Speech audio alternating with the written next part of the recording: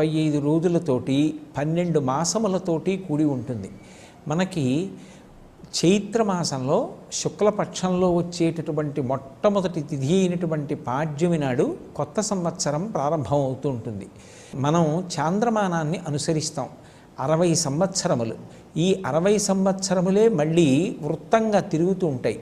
అందులో మొట్టమొదటి నెల అయినటువంటి చైత్రమాసంలో మొట్టమొదటి పక్షమైన శుక్లపక్షంలో మొట్టమొదటి తిథి అయినటువంటి పాడ్యమి నాడు కొత్త సంవత్సరం ప్రారంభమవుతుంది.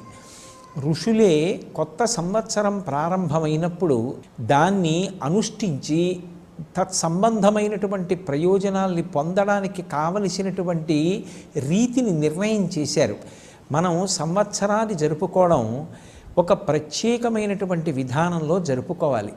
సంవత్సరాది నాడు విధింపబడినటువంటి ప్రధానమైనటువంటి కర్తవ్యం ప్రాతకాలంలో